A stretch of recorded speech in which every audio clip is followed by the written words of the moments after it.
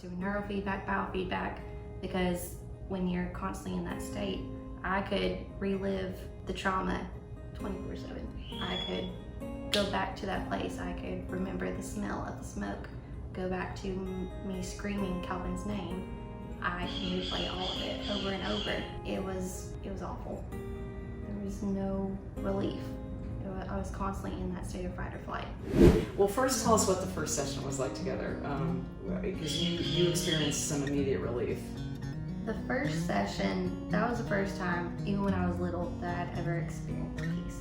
Like, even when I was little, I was always the child who would be crying at school because someone got yelled at, like the teacher yelled at, or they got in trouble. I was very lighthearted, but constantly had that anxiety, nervousness. When we had that session, that was the first time I've ever experienced that before. I've never experienced that. And so right after, I stopped taking the CBD, the GABA, L-theanine, on-timers. I stopped taking it completely. You know, I'm glad we got here, but before we even got here, then I was the one that was kind of like, Juliebeth wanted something to help, but then she was still kind of like on the edge of like, you know, this, you know, we've already tried all this other stuff, this isn't gonna work kind of thing. I didn't want to come that day. Yeah, she didn't want to come. He had to put Believe me in the car. I did not want to get out of the car. Forced her in the car. You're going to this, or like, I don't know what else to do. This is the last straw. It's either a mental hospital or this. Yeah. Kind of, and it really I'm was at so that glad point. you made it. Yeah, it really was at that point. It was discussed. Like, it was possibly mental hospital, or we're going here. Yeah. And when I picked her up, you know, after she saw you and stuff, she was just super quiet, and it was never the same after that. That's so beautiful. I am so in love with this process because it's truly just opening up what's already there. I'm not injecting anything. I'm a tour guide that just brings you to what's already there inside of you, which is the truth. Right. Something that I never realized. Yeah. We had the possibility of being able to access that peace. Because old stuff just gets imprinted in the subconscious mind at an early age. And it's just not true. And we're like iPhone 13s running around on iPhone 2 technology. And it just doesn't function until you get the upgrade. So then, and as is the case, and again, the reason I like to work with people over a few sessions is, you know, we're human beings and there's layers to things. So it's usually another layer comes up because especially with you, you know, it was great relief, but there were still some additional steps to take. What was that process like for you? I had to learn a lot, that I had to change and choose what I should think of, where I could decide to stay in this bad state, or I could use my tools that I've learned. It was a process, and the brain does like to stay in its state. It does not like to change. Even if that's a horrible state. Right. It does not like it. Because familiar is safe. Right. Even if it's awful. Yeah, it feels like you're being protected when really it's harming you. Yeah. So it was a learning curve, but we got through it. Yeah. And I'm so proud of you because I know it took determination, it took guts, and I will never forget the last session where Calvin brought you here. You remember that, Calvin? You know, I think I don't know if we talked to you about this, you know, but I was expecting like just do the thing again and fix her. Like, you know, she was better than before, but like having a downhill slope again. Right, because there were old going triggers. on that track again. Yep, yeah. It's like the farmer going to the pasture and, you know, the same tracks that he's been doing for 40 years, and, you know, he gets to the point where he just turns on the engine and that can get there by itself. Same spot. Or he's going down the road to work. So it takes that quarter turn of the wheel to get on a different track, and when old frightening thoughts come up, it's just kind of habit to go back into the old ones. So it really, really takes awareness, energy, focus, and willingness, which again is why I really, when people come desperate, then they're willing to turn that quarter turn. Right. Yeah. So the third day that you came, you were half an hour early, and I saw the look on your face, Calvin. I was like, help us now. You were like, please, I need this to work. It was interesting. It was like the first one, like we said, it was so good. She was completely different. But then, like we were talking about, like, you can go down that same path if you choose, right? And I didn't have to necessarily force you that time, I don't think. No, like, I knew it was the look on your face, you were half an hour early, you were like, I'm early because if I wasn't going to get her here now, it wasn't going to happen. Yeah, it wasn't going to happen, And I was sipping coffee on my back patio in my sweats. And I'm thinking, oh my goodness. We actually didn't even come inside because I saw the state she was in.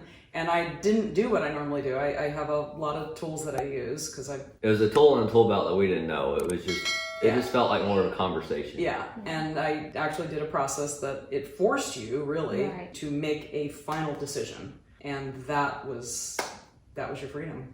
What did it feel like to step into freedom finally? Felt amazing. Yeah, it was a relief, you know. To finally realize you had the control. Right. Beautiful. That your brain doesn't completely control, like you have the decision. You can make the choice.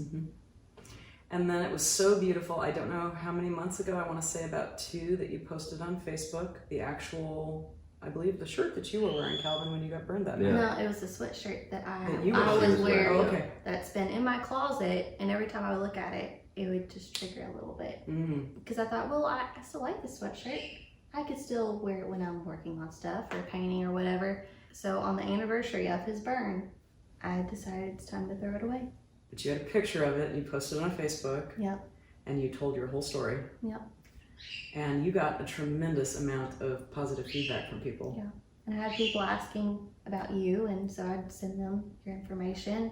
Because you can try counseling, you can go to, counseling's great. I love counseling. It's very beneficial. But I was doing so many different things, acupuncture, you can journal, but if you don't get to the root, you don't get to the unconscious what you don't maybe not know about, or you don't know what's keeping you back, you're not going to get to the state where you should be.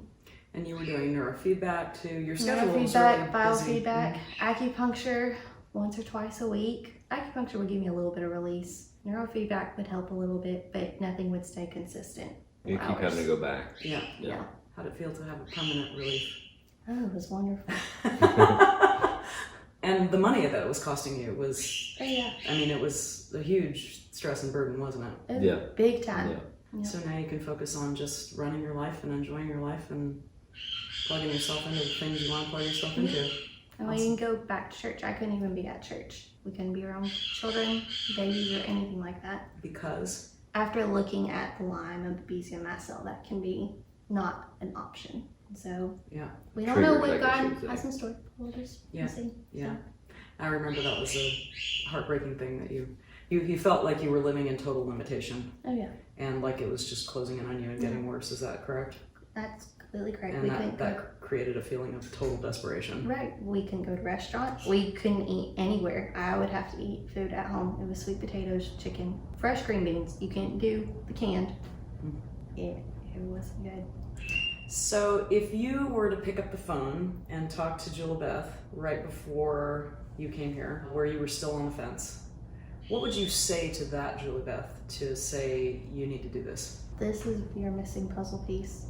You're going to try so many different things, but if you just go here, you'll feel the peace that you've never felt before. And if the old Juliebeth says, why, I don't get it.